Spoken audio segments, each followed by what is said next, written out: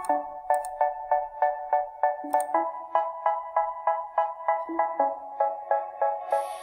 say, oh my God, I see the way you shine. Take your hand, my dear, and place them both in mine. You know you stopped me dead while I was passing by. And now I beg to see you dance just one more time. Ooh, I see you every time. And oh my I like your style. You make me wanna try. And now I beg to see you dance just one more time. So they say, dance for me, oh. I never seen anybody do the things you do before. They say, move for me, hey. And when you're done, I'll make you do it all again. I said, oh my God, I see you walking by. Take my hands, my dear, and look.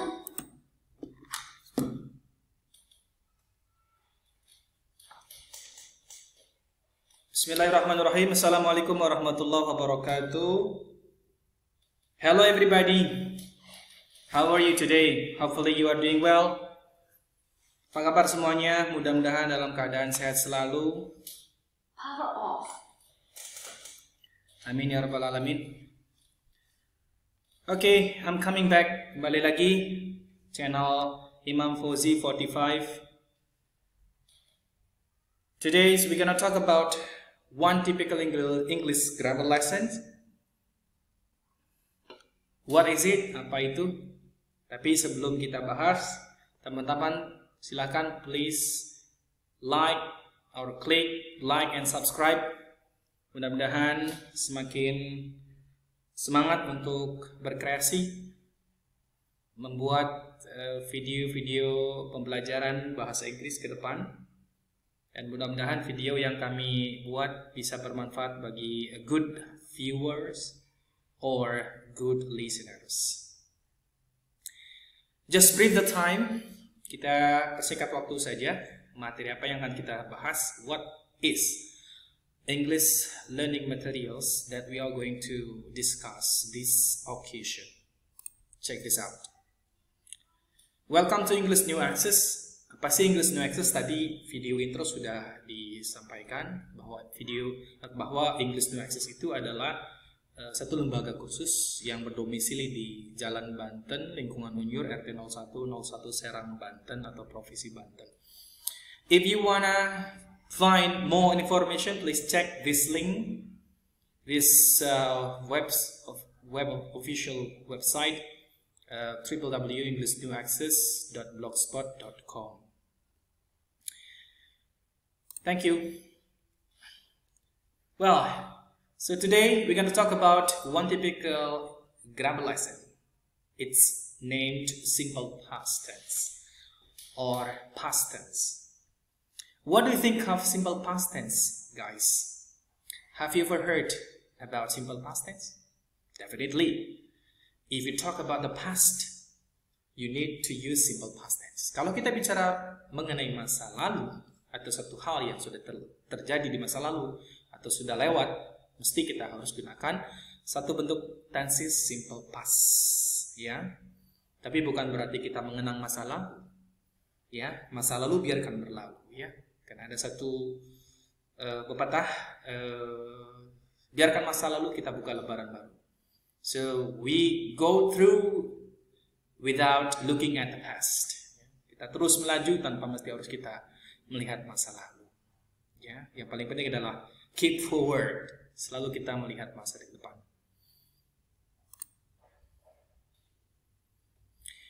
Ya, simple past tense itu adalah we use simple past tense to express an activity completed in the past. Jadi kita gunakan simple past itu untuk menjelaskan satu kegiatan yang sudah terjadi di masa lampau atau yang sudah berlalu. Ya. Nah, satu hal yang perlu teman-teman tahu, ya, if you're talking about any tenses, any types of tenses. We need to refer to the affirmative, negative, and interrogative sentences. Apapun tenses yang kita bicara, pasti kita mesti gunakan bentuk kalimat afirmatif, negatif, dan interrogatif. Kalimat positif, kalimat negatif, dan kalimat interrogatif. Afirmatif itu adalah positif, negatif, dan interrogatif itu adalah kalimatnya. Baik, teman-teman, jika kita bicara mengenai sentences atau kalimat, kalimat itu sendiri ada dua macam. So there are two types of sentences, verbal and nominal. Ada yang kita sebut verbal atau kalimat verbal, ada juga yang kita sebut kalimat nominal. Apa sih kalimat verbal dan apa sih kalimat nominal? How can we identify verbal patterns and nominal patterns? Gimana caranya kita bisa mengenali, oh ini loh yang kita sebut dengan kalimat verbal, dan oh ini loh yang kita sebut dengan kalimat nominal. Yuk, check this out. Kita akan coba bahas kalimat verbal dan nominal terlebih dahulu. Nah, sekaligus kita bicara contohnya. Ini loh teman-teman kalimat verbal itu, atau kalimat yang menggunakan kata kerja. Apa kata kerja yang harus kita gunakan dalam simple past? Nah, berhubung kita bicara mengenai simple past, dealing with the simple past, we need to use the only one verb past or verbal past is the verb to. Jadi verbal past yang kita gunakan dalam simple past itu adalah verb 2. Kita lihat contohnya, she bought a new car yesterday. She kedudukan sebagai subjek, bought kedudukan sebagai verb 2. Verb satunya adalah buy. Buy, bought, bought. Objeknya adalah new car, dan yesterday ini bisa kita sebut dengan complement atau juga bisa kita sebut dengan adverbial of time atau adverb time, keterangan waktu. Nah, keterangan dalam bahasa Inggris itu atau kata keterangan dalam bahasa Inggris itu ada beberapa macam ya teman-teman. Nanti kita di lain kesempatan akan coba bahas kinds of adverbs in English. Kita rubah ke dalam bentuk negatif, mudah sekali teman-teman. Ya, kita mesti tambahkan auxiliary verbs negatif. Ya, kita gunakan didn't di sini. Kenapa? Karena kita sedang bicara tentang past tense, verbal forms. She didn't buy a new car yesterday. She, subject, didn't buy. Kembali lagi verb 1. Why? Because we put auxiliary verbs negative in the past verb di sini, didn't. Jadi tidak boleh ada dua bentuk past verb. Maka verb kita rubah verb yang kedua, ya, atau verb setelah didn't itu mesti kita gunakan verb 1. A new car yesterday. She didn't buy a new car yesterday. Kita rubah ke interrogatif, did she buy a new car yesterday? Jadi auxiliary verbs-nya kita dahulukan atau kita simpan di depan. Baik, bagaimana dengan nominal verbs? Kita perhatikan contoh kalimatnya. She was in Singapore last weekend. Kita gunakan to be was di sini. Kenapa?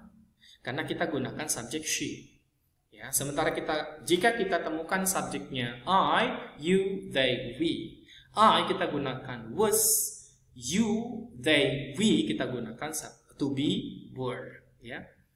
Nah, karena kita di sini gunakan subjek she, maka to be-nya yang lebih tepat kita gunakan was. She was in Singapore last weekend. Kita rubah ke negatif, mudah sekali teman-teman. Kita tinggal tambahkan negation atau bentuk negatif di sini. She wasn't in Singapore last weekend. Kalau kita rubah ke dalam interrogatif, was she in Singapore last weekend? Ya, jadi to be-nya kita dahulukan di awal kalimat dalam bentuk interrogatif forms. Oke teman-teman, kita lanjut ke contoh berikutnya. They went to school. They did not. Atau boleh teman-teman abbreviate. Kita boleh gabung di sini. They didn't go to school. Did they go to school? Kalimat berikutnya, he swam. Verb 2 dari swim. He didn't swim. Did he swim? Where did he swim? Nah, where ini adalah question words. Ya. Ada berapa question words teman-teman? Pasti teman-teman masih ingat ya. There are 8 W and 1H. W81H. Nanti di lain kesempatan juga kita akan coba mengenalkan W81H, question words dalam bahasa Inggris, dan fungsinya atau kegunaannya, teman-teman. What did they do yesterday? They ate an ice cream. They kedudukan sebagai subjek, ate verb to, an ice cream objek. Kalau kita rubah ke dalam negatif, they didn't eat. Kembali lagi verb 1, an ice cream. Rubah ke interrogatif, did-nya kita dahulukan. Did they eat an ice cream? Nah, adverbial times yang sering kita gunakan dalam bentuk past tense, teman-teman, di antaranya yesterday, last week, last night, 2 days ago, on Saturday, last weekend, last month, last year, dan lain-lain. What did they do last week? She went shopping. She didn't go shopping. Did she go shopping? Went verb 2, ya, dalam bentuk positive pattern. Kalau kita rubah ke dalam bentuk negatif, maka went kembali ke verb 1, ya, seperti yang disampaikan di slide sebelumnya. Did she go shopping? Ini bentuk interrogatifnya. Bentuk positif, kalimat kedua, he drove a new car yesterday. Negatifnya, he didn't drive a new car yesterday. Kita rubah bentuk verb 2 kembali ke verb 1, ya, dalam bentuk negatif past tense. Dan interrogatifnya, did he drive a new car yesterday? Dahulukan auxiliary verbsnya, did, diikuti dengan subjek dan verb 1, object. He painted the wall 2 days ago. He didn't paint.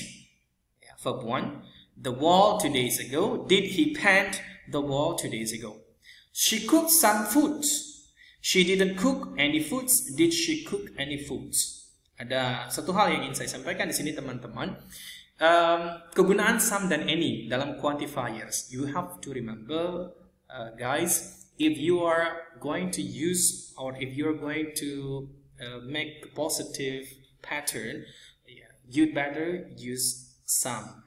But if you want to change the positive one into negative and interrogative, you'd better use any in negative, any in interrogative, as a quantifier. Jadi quantifiers dalam bentuk negatif dan interrogatifnya kita gunakan any, ya, selain positif. So, untuk positif kita gunakan some. Baik. Nah, ini ada latihan, teman-teman. Please match this phrase below with the positive sentence. Teman-teman diminta untuk mencocokkan kalimat di sebelah kiri layar dan di sebelah kanan layar. Ya, sebelah kiri dalam bentuk interrogative forms dan di sebelah kanan dalam bentuk positive forms. Jadi nanti teman-teman silahkan cocokkan mana bentuk positifnya dari interrogatif sebelah sini, ya.